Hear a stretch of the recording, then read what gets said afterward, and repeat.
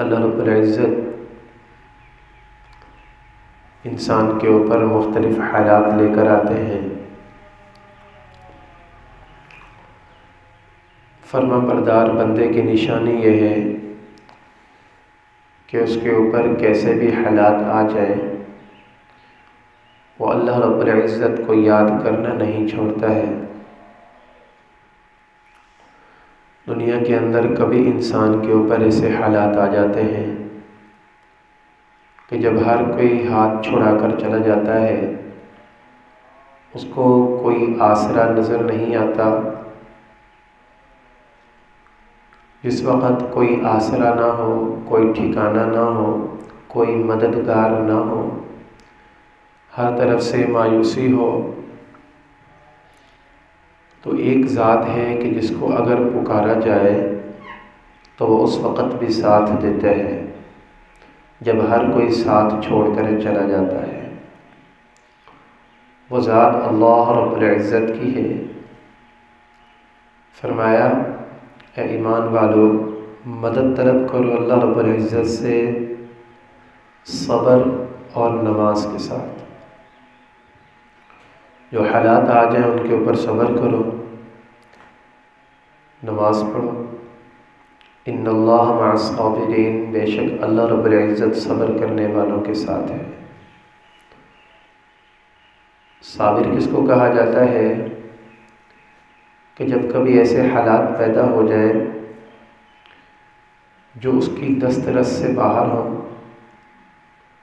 اس کے حواس کام کرنا چھوڑ دیں، پریشان حال ہو جائے، ایسے وقت میں اپنی زبان سے کفریہ الفاظ بھی نہ نکالے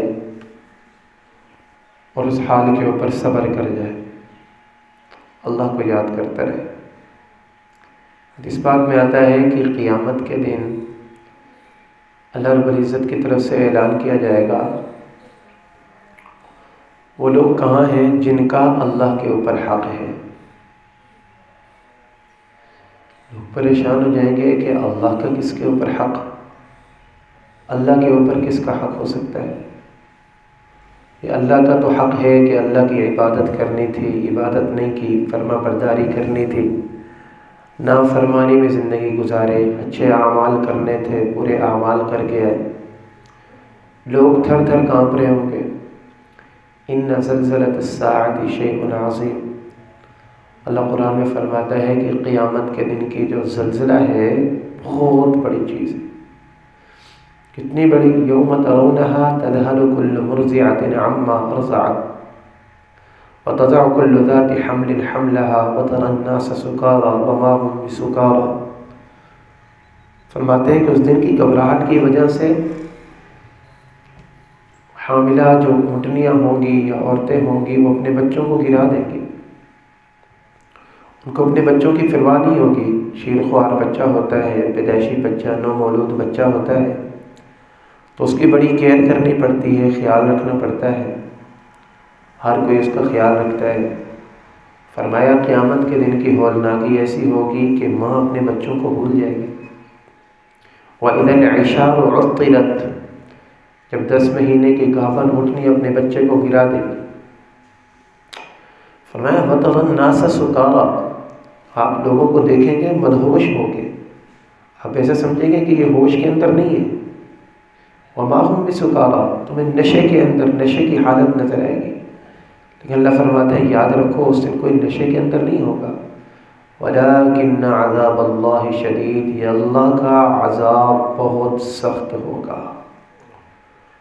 اس دن کی ہولناکی کی وجہ سے یہ حالات ہو رہے ہوں گے، اور ایسے دن کے اندر اللہ رب العزت کی طرف سے اعلان ہوگا کہ وہ لوگ جن کا میرے اوپر حق ہے وہ آگے آ جائیں۔ سارے لوگ پریشان ہو جائیں گے، فرشتوں سے پوچھا جائے گا کون لوگ؟ کہا جائے گا کہ دنیا کے اندر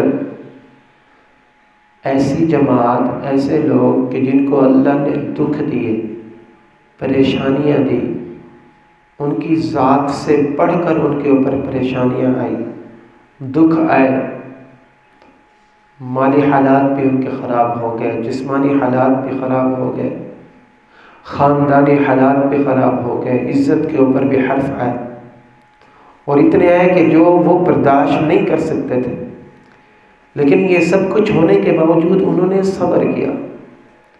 تو صابرین کی جماعت مشکل حالات کے اندر اللہ رب العزت کے در کو نہ چھوڑنے والے، اپنی زبان سے ناشکری کے الفاظ نہ نکالنے والے، کفریہ الفاظ نہ نکالنے والے لوگ جو جماعت ہے وہ آگے آ جائے۔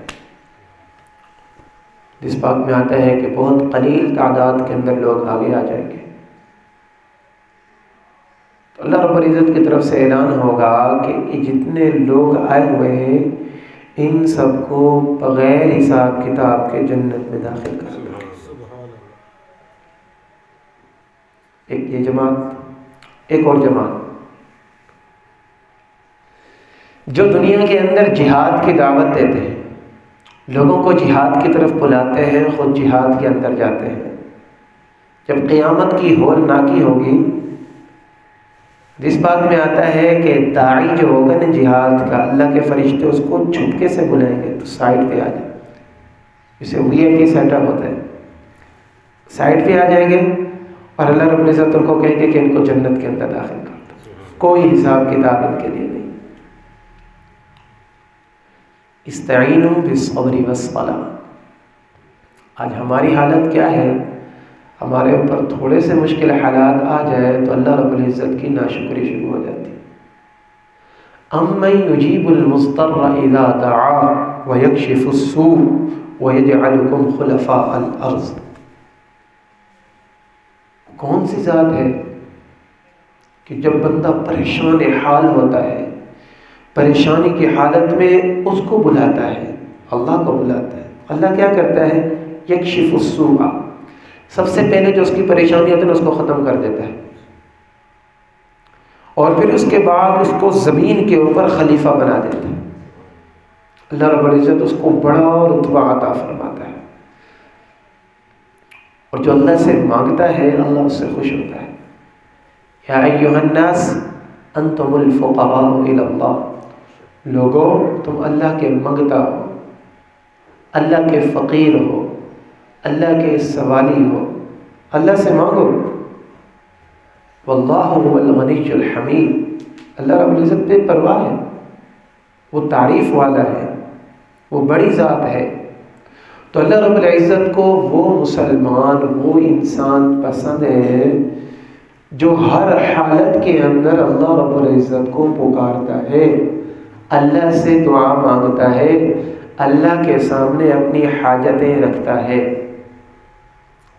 آج ہمارا المیہ یہ ہے کہ ہم اس کے سامنے اپنے پریشانیاں رکھتے ہیں جو ہماری پریشانیاں حل ہی نہیں کر سکتا۔ ہم ہر ایک کو اپنا دکھ سناتے ہیں، اپنے حالات سناتے ہیں، لیکن اللہ کے سامنے نہیں جاتے۔ وَهُوَ اللطیف الخبیر، اللہ رب العزت تمہارے دلوں کے حالات کو جاننے والا ہے۔ اِنَّهُ عَلِيمٌ بِذَاتِ الصُّدُورِ، جو تمہارے دلوں کے اندر بعض میں خیال آنے والا ہے اللہ اس کو بھی جانتا ہے۔ اور اللہ قرآن میں کیا فرماتے ہیں؟ قَالَ رَبُّكُمْ، تمہارا پروردگار کہتا ہے ادعونی، میرا بندہ مجھ سے مانگ، استجب لکم، میں پروردگار تجھے کہہ رہا ہوں میں تجھے جواب دوں گا۔ اور پھر فرمایا کہ جو مجھ سے نہیں مانگتا نا، جو نہیں مانگتا، اللہ کہتا ہے جو مجھ سے نہیں مانگتا وہ تکبر کرتا ہے، وہ غرور کرتا ہے۔ ان الذین یستکبرون عن عبادتی، میرے وہ بندے جنہوں نے میرے بندوں میں سے تکبر کیا، اپنے آپ کو بڑا مانا، میں کیوں مانگوں؟ اللہ فرماتے ہیں اس کے لیے دنیا کے اندر بھی رسوائی ہے، اور آخرت کے اندر اللہ رب العزت اس کو جہنم کے اندر داخل فرمائیں گے۔ دنیا کے سخیوں کا، دنیا کے لوگوں کا، جو بڑے بڑے امیر کبیر ہیں، ان کے ہاں دستور یہ ہے کہ ایک بار مانگو، دو بار مانگو، تین بار مانگو، چوتھی بار مانگو گے یا جاؤ گے تو اس کے چوکیدار تمہیں باہر نکال دیں گے، اور وہ کہیں گے کہ تم ہر ٹائم آ جاتے، اوروں کو بھی مانگنے دو۔ لیکن اللہ رب العزت کے دربار کا اصول نرالا، وکھرا اور انوکھا ہے۔ اللہ فرماتے ہیں 24 گھنٹے مجھ سے مانگو، صبح مانگو، رات کو مانگو، شام میں مانگو، دن میں مانگو، اجالے میں مانگو، لوگوں میں مانگو، تنہائی میں مانگو، جب بھی مانگو گے ادعونی استجب لکم، پکارنا تمہارا کام ہے، جواب دینا میرا کام ہے۔ کیسے پکاریں؟ اذا سألک عبادی عنی فإنی قریب۔ عجیب بات ہے، دنیا کے اندر جتنے دربار ہیں، جتنے بڑے آفیسر سے ملیں گے اس کا پروٹوکول اتنا زیادہ ہوگا۔ اس کے پہلے پی اے سے ملنا پڑے گا، جو تھوڑا بڑا ہوگا پی اے کا پی اے ہوگا، پھر پی اے کا پی اے ہوگا، کئی واسطے ملا کر ان تک ہمیں درخواست پہنچانی پڑتی ہے۔ پھر ان کی طرف سے ہمیں ٹائم ملتا ہے کہ آپ فلاں ٹائم وہاں پر آ سکتے ہیں۔ آج ایک عام بندہ اگر چاہے میں وزیر اعظم سے ملوں، کسی بھی ملک کا، بڑی مشکل ہوتی ہے۔ وزیر اعظم، صدر صاحب، آرمی چیف صاحب، سیکرٹری صاحب، بڑے بڑے آفیسر سے ملاقات نہیں ہو سکتی۔ ایک ایس ایچ او سے ملنے جاؤ، گھنٹہ گھنٹہ 2 گھنٹے تھانے کے باہر کھڑا رکھتے ہیں، صاحب آئیں گے تو ملاقات ہوگی۔ لیکن اللہ کون ہے؟ علام الغیوب، سبحان ذی الملک والملکوت، سبحان ذی العزت والعظمت والقدرت والکبریاء والجبروت، سبحان الملک الحی الذی لا ینام ولا یموت، سبوح قدوس ربنا ورب الملائکۃ والروح۔ یہ اللہ کی تعریف ہے، بادشاہوں کا بادشاہ، موت کا مالک، مردوں کا مالک، زندوں کا مالک، ہر عیب سے پاک، ہر برائی سے پاک، ہر چیز دینے والا، ہر چیز کا بنانے والا، ہر چیز کو روزی دینے والا، اتنا بڑا اللہ ہے۔ اور اس کے دربار کا اصول کیا ہے؟ ادعونی استجب لکم، میرا بندہ تو مجھ سے مانگ، میں تجھے دوں گا۔ کب مانگو؟ اجیب دعوت الداعی اذا دعان، یاد رکھو کہ جب بھی مانگنے والا مجھ سے مانگے گا میں اس کو جواب دوں گا۔ جب بھی مانگو گے میں تمہیں جواب دوں گا، تم مانگنے والے بنو۔ اور رسول اللہ صلی اللہ علیہ وسلم نے طریقہ بتایا ہے کہ اللہ رب العزت سے کس طرح مانگا جائے، کس وقت مانگا جائے۔ اور اللہ نے قرآن پاک کے اندر فرمایا ادعوا ربکم تضرعا وخفیا، اپنے پروردگار کو آہستہ آہستہ مانگو، اپنے پروردگار سے گڑ گڑا کر مانگو، چھپکے سے مانگو، آہستہ مانگو، چھپکے سے مانگو، رات کی تنہائی میں مانگو، دن کے اجالے میں مانگو، لیکن دعا مانگنے والے بنو۔ ہمارے شیخ الاسلام مفتی تقی عثمانی صاحب فرماتے ہیں کہ آج کل امت کے اندر دعا مانگنے کا رواج ختم ہو چکا ہے۔ آج کل دعا پڑھی جاتی، ہمیں معنی ہی پتہ نہیں ہوتے، پڑھ رہے ہوتے یا رٹے رٹائے